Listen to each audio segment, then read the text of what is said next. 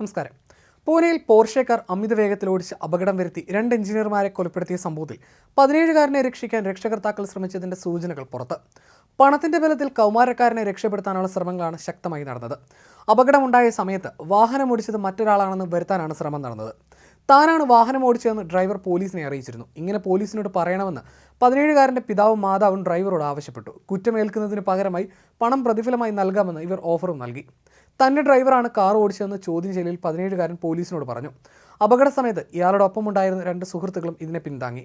തുടർന്ന് വ്യാഴാഴ്ച ഡ്രൈവറെ ചോദ്യം ചെയ്തു. എന്നാൽ അപകടമുണ്ടാക്കിയെന്ന് സംശയിക്കുന്ന 17കാരൻ മുൻപും കാറുകൾ ഓടിച്ചിട്ടുണ്ടെന്ന് അന്വേഷണത്തിൽ തെളിഞ്ഞു. ഇയാളുടെ റിയൽ എസ്റ്റേറ്റ് വ്യവസായിയായ പിതാവിൻ്റെ പേരിലുള്ള ഒരു ഓടി കാർ 17കാരൻ ഓടിച്ചിട്ടുണ്ട്. എന്നാൽ അപകടമുണ്ടാക്കിയ ശേഷം പോലീസ് സ്റ്റേഷനിൽ എത്തിച്ച് 17കാരന് ബർഗറും പിസയും വാങ്ങി നൽകിയെന്ന ആരോപണത്തെ പൂനെ പോലീസ് കമ്മീഷണർ അമിതേഷ് കുമാർ തള്ളി. മെയ് 19 നടന്ന അപകടത്തെ തുടർന്ന് 17കാരൻ്റെ പിതാവ് വിശാൽ അഗർവാളിനെ പോലീസ് അറസ്റ്റ് ചെയ്തു. അതേസമയം അപകടം നടക്കുമ്പോൾ തൻ്റെ മകനല്ല പോർഷെ കാർ ഓടിച്ചിരുന്നതെന്നും കുടുംബ ഡ്രൈവറായിരുന്നുവെന്നും പിതാവ് പറയുകയും ചെയ്തു. അപകട സമയത്ത് കൂടെയുണ്ടായിരുന്ന 17കാരൻ്റെ 2 സുഹൃത്തുക്കളും വിശാലിൻ്റെ വാദങ്ങളെ പിന്തുണച്ചു. പ്രതിയുടെ രക്തത്തിലെ മദ്യത്തിന്റെ അളവ് കണ്ടെത്താനുള്ള പരിശോധനയുടെ റിപ്പോർട്ട് കേസിന്റെ അന്വേഷണത്തിന് പ്രധാനമല്ലെന്ന് പൂനെ പോലീസ് കമ്മീഷണർ അമിതേഷ് കുമാർ വ്യാഴാഴ്ച പറഞ്ഞു.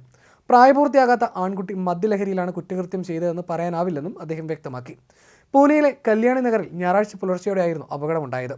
മദ്യലഹരിയിൽ അമിത വേഗത്തിൽ കാർ ഓടിച്ച 17കാരൻ ബൈക്ക് യാത്രികരെ ഇടിച്ചു തെറിപ്പിക്കുകയായിരുന്നു.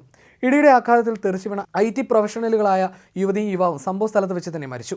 മധ്യപ്രദേശ് സ്വദേശികളായ അനീഷ് അവാഡിയ, അശ്വിനി കോസ്ത എന്നിവരായിരുന്നു മരിച്ചത്. ഇവരെ ഇടിച്ചിട്ട കാർ റോഡിലെ നടപ്പാതയിൽ ഇടിച്ചാണ് നിന്നത്.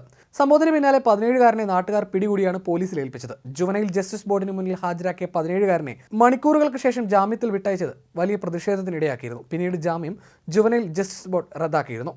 കർണാടകയിൽ നിന്നുള്ള 6 മാസത്തേക്കുള്ള താൽക്കാലിക രജിസ്ട്രേഷൻ മാത്രം ഉപയോഗിച്ച് മാസങ്ങളോളമായി വണ്ടി ഓടുന്നുണ്ട്. വാഹനത്തിന്റെ രജിസ്ട്രേഷനും ചെയ്തിട്ടില്ല. കേവലം 1758 രൂപ അടയ്ക്കാത്തതിനാലാണിത്. ഈ പണം അടച്ച് രജിസ്ട്രേഷൻ നേടേണ്ടത് വാഹന ഉടമ തന്നെയാണെന്നും അധികൃതർ അറിയിച്ചു.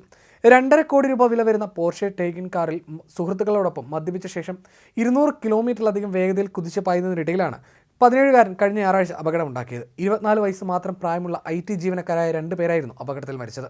സംഭവത്തിൽ തുടക്കം മുതൽ പോലീസ് ഇടപെടൽ വലിയ വിവാദമാണ് സൃഷ്ടിച്ചത്. പോലീസ് പ്രതിയോട് ലാഘവത്തോടെ പെരുമാറുന്നു എന്നതാണ് പ്രധാന ആരോപണം. ഇപ്പോൾ ഈ ആരോപണം കൂടുതൽ ശക്തമാക്കി രംഗത്ത് വരികയും ചെയ്തത് വഞ്ചിത് ബഹുജൻ അഘാഡി നേതാവും ലോക്സഭാ മുൻ MPയുമായ പ്രകാശ് അംബേദ്കർ ആയിരുന്നു.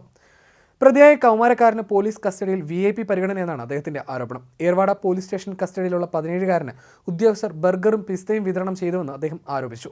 17കാരനെ ചോദ്യം ചെയ്യുന്നതിനേക്കാൾ കൂടുതൽ സമയം മരിച്ച IT ജീവനക്കാരായ അനീഷും അശ്വിനിയും തമ്മിലുള്ള ബന്ധമറിയാനാണ് പോലീസ് ശ്രമിക്കുന്നതെന്നും എക്സിൽ പങ്കുവച്ച കുറിപ്പിൽ അദ്ദേഹം ആരോപിച്ചു. സംഭവത്തിൽ കോൺഗ്രസ് നേതാവ് രാഹുൽ ഗാന്ധിയും പോലീസിനെതിരെ വിമർശനം ഉന്നയിച്ചു. സമ്പന്ന കുടുംബത്തിലെ കൗമാരക്കാരൻ മദ്യപിച്ച് വാഹനമോടിച്ച് 2 പേരെ കൊന്നപ്പോൾ ഉപന്യാസം എഴുതി കൊടുത്തു പോകാനാണ് പറഞ്ഞത്. ബസ്, ട്രക്ക്, ഓട്ടോ, കാർ ഡ്രൈവർമാരോട് എന്തുകൊണ്ടാണ് ഉപന്യാസം ആവശ്യപ്പെടാത്തതെന്നും രാഹുൽ ഗാന്ധി ചോദിച്ചിരുന്നു.